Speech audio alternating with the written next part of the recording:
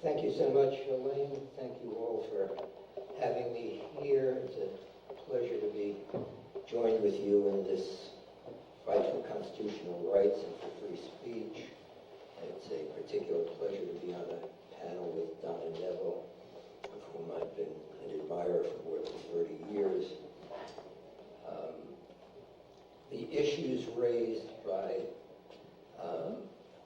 this resolution of Governor Cuomo's are significant ones.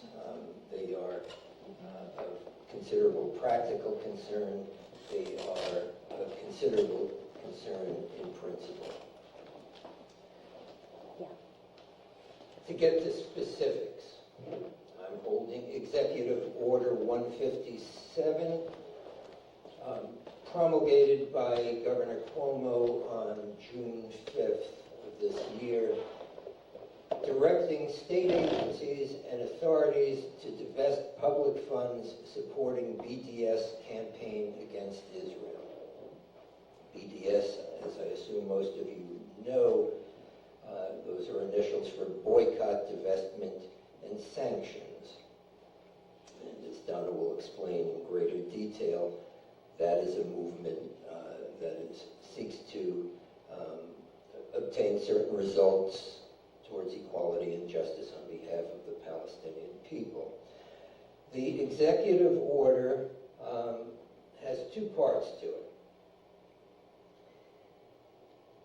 Section 2, after various recitations, says, not later than 180 days after the date of this executive order, the Commissioner shall develop a list of institutions and companies that the Commissioner determines, using credible information available to the public, participate in boycott, divestment, or sanctions activity targeting Israel, either directly or through a parent or subsidiary. Such a list, when completed, shall be posted on the website of the Office of General Services. So the Office of General Services is instructed to compile a list of businesses, companies, and institutions that participate in BDS activities. What participate means exactly is not defined here, and assuming there's litigation, ultimately that would be a serious question. Anyhow, once that list is compiled, Part 3 says, all affected state entities, that is, these are all entities under the control of the Governor of the State of New York, are hereby directed to divest their money and assets from any investment in any institution or company that is included on the Commissioner's list. So that once that list is compiled, no later than 180 days, the Governor instructs various agencies that have investments in any of the companies or institutions listed to divest from those companies or institutions. As Governor Cuomo said when he promulgated the order, if you boycott Israel, New York will boycott you. So what does that mean? In practical terms, it's not at all clear. At this point, we don't know what that list will look like. We don't know how many institutions or companies are affected by it. But from a more than symbolic point of view, from a principled point of view, it is a direct assault upon First Amendment rights. Why? Let me go back to first principles. If I sound too much like a law professor, forgive me. It's a disability of lawyers who have taught law. But in any event, by that I mean, what does the First Amendment protect? The First Amendment protects freedom of speech. Any of us are free to say what we want to say. This executive order does not say to the citizens of New York, you will be punished if you advocate a boycott of Israel. It doesn't do that. It rather says if you participate in a boycott. Is a boycott an exercise of free speech? It is. Why? Boycott we think of as withholding our money from an institution we don't like. Most of us are of an age when we knew about the Great Boycott and the lettuce boycott and the boycott of South Africa. Most of us have heard of the Montgomery bus boycott, among others. And a boycott is a very effective form of collective activity. The First Amendment protects collective activity, and that's how we get to the right to boycott. The First Amendment, as many of you know, protects not only the right of freedom of speech, but freedom of assembly and freedom of association. That's no accident.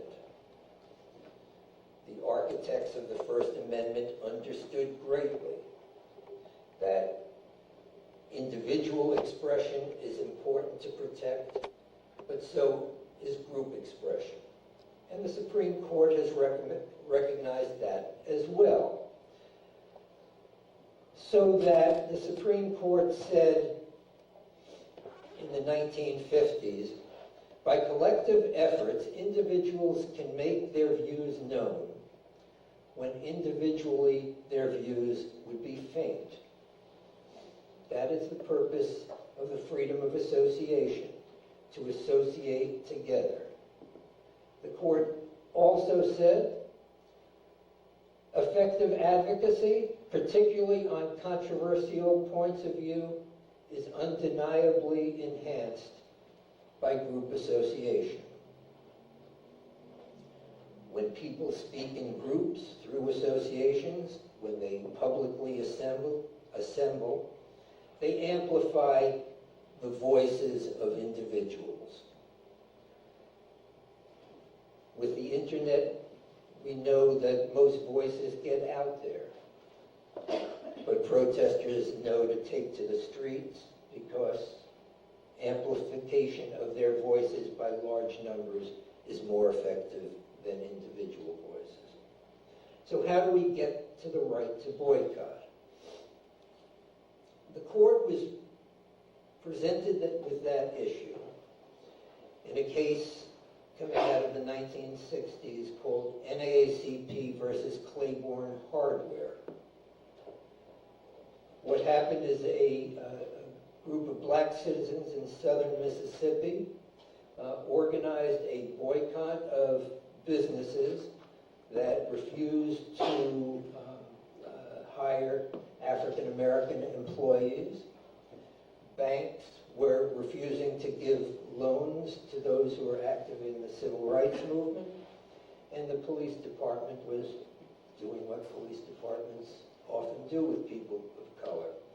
So there was a boycott organized of local businesses, both to get them to hire more African American employees, and for businessmen to put pressure on the political establishment in these small towns to start taking measures against law enforcement officials that did not enforce the law even-handedly. It was group activity. The issue presented to the court, and that made it somewhat difficult, is that it was group activity that inflicted economic harm. Most group activity with which the court had been concerned in First Amendment cases had been for political causes, and thus there followed changes in public policy.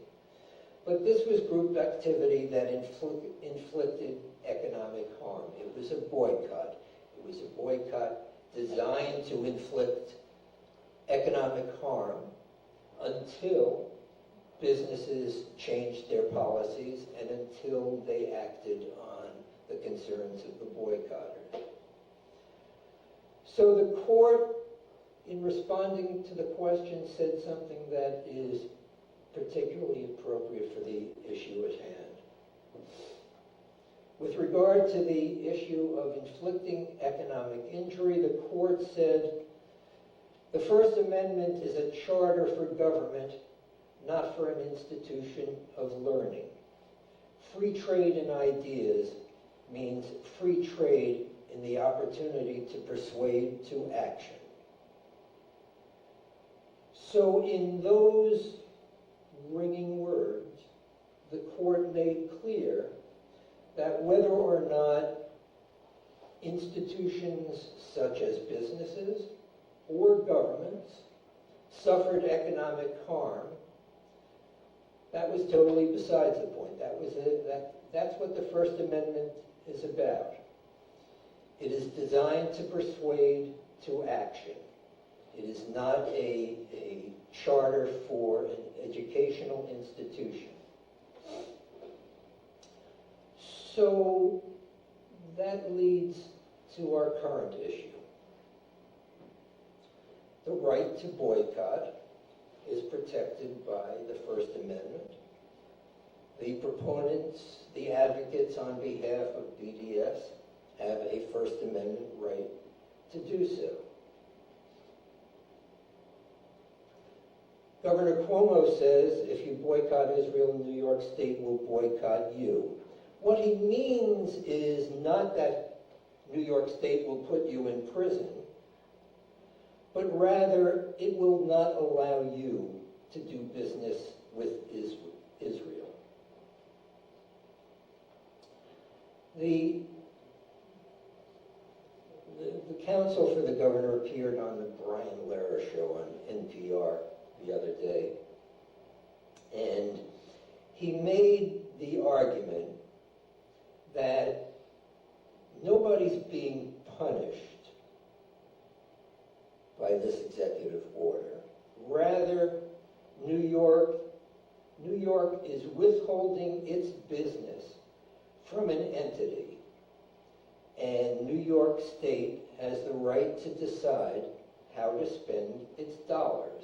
In other words, all the people in all of these businesses have the right to engage in boycotts, but they don't have a right to do business with New York State. That's an appealing argument. It has its origins in something that Justice Oliver Wendell Holmes said 100 years ago in a case in which a Boston policeman who was a member of a political party was told he would lose his job if he remained in that political party. And he brought a lawsuit, and he said, I have a First Amendment right to be a member of any political party I want. And Justice Holmes said, yes, you do have a political right, a First Amendment right to your political beliefs and your political activities, but you don't have a constitutional right to be a policeman. And that's an appealing argument, and it held sway in the court for some 50, 60, 70 years. But eventually, the court understood what the significance of that position was in a case called Pickering, a school teacher who publicly criticized the school board and was fired for having done so, brought a lawsuit for reinstatement, and it went to the Supreme Court. And in the Supreme Court opinion, the court recognized that it said in this aphorism, what the state is prohibited from doing directly, it cannot do indirectly. By which it meant it said not only that Mr. Pickering had his right to free speech, but he had a right to free speech even if he was a public employee. That he could not be denied his job because he engaged in controversial political activity. And if you think about it, it makes good sense. The state should not be in the business of screening its public employees on the basis of what their political beliefs or activities are, unless the state can show some interference with the ability of the employee to do his or her duties.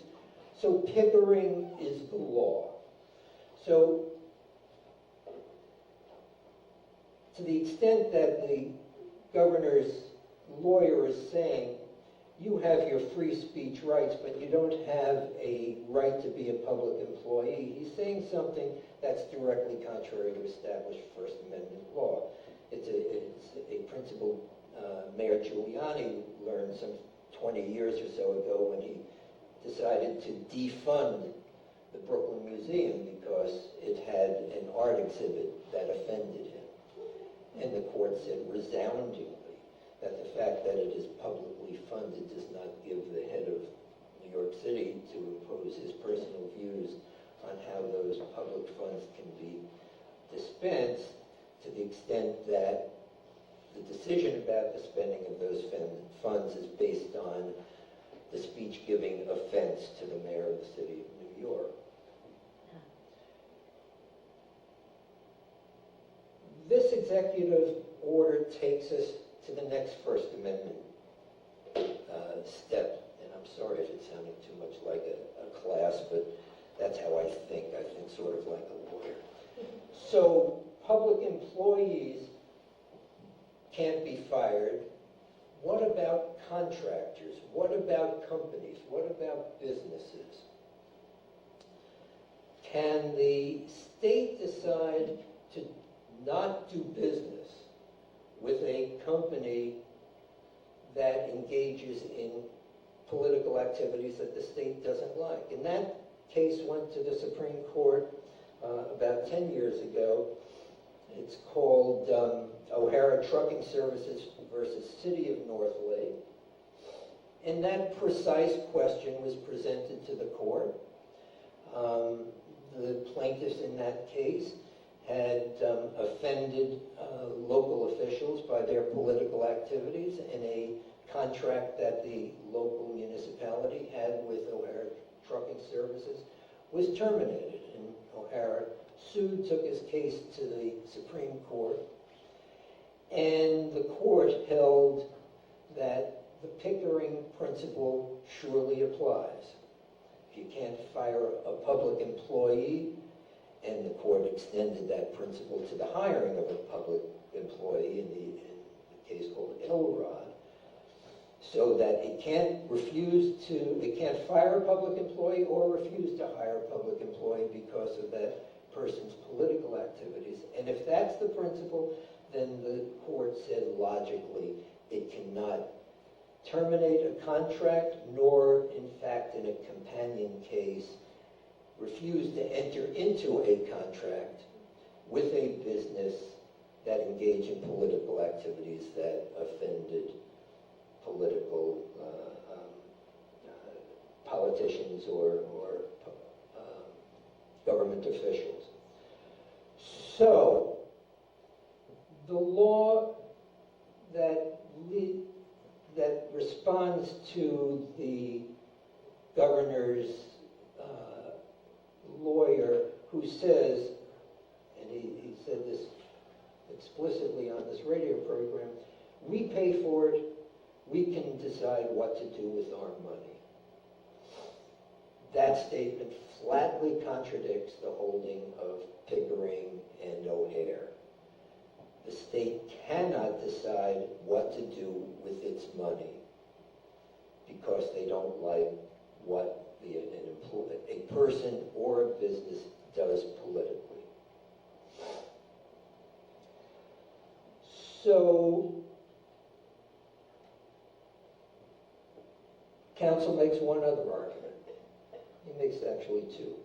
One, New York State has a right to determine, he says, if it wants to engage in economic relations with companies that discriminate on the basis of national origin and ethnicity. And that's a plausible argument. That is, if a business discriminated, say, in its employment, or if it discriminated in who it wanted to do business with, merely on the basis of race, religion, national origin, it would have the right not to do so. In fact, it probably would have the obligation not to do so. So in principle, the lawyer is right, but he's wrong on the facts. That's not what BDS is. BDS isn't urging BDS is urging businesses not to do business with companies that profit off the occupation, among other things. Donna will tell you more about that.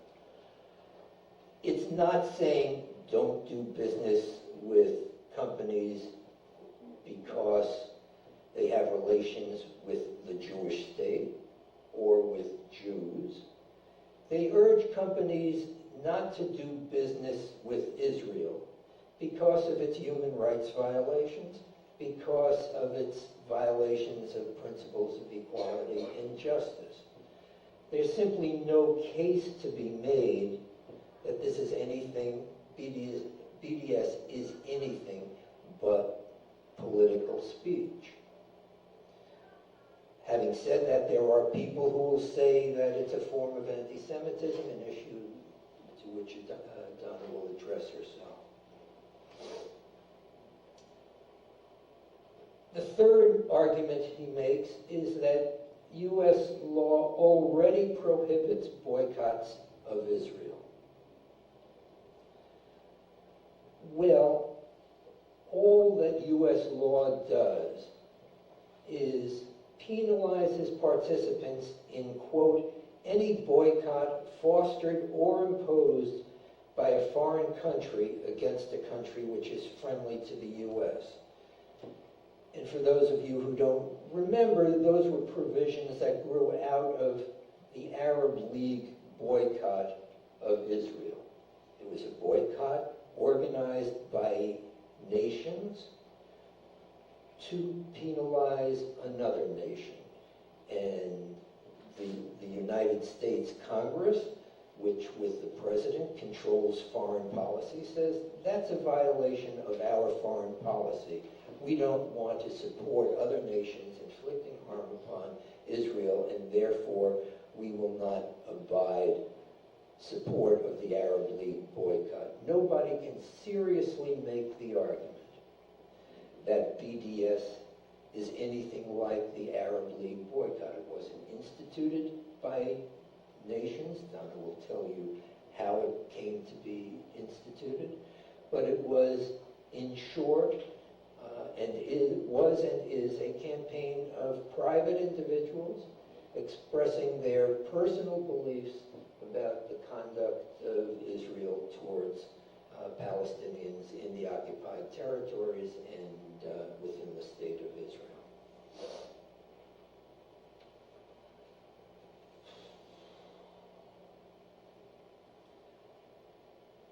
It's not clear what practical effect this executive order has. Elaine made reference to the fact that there is pending in the state legislature in one committee or another, one or another version of legislation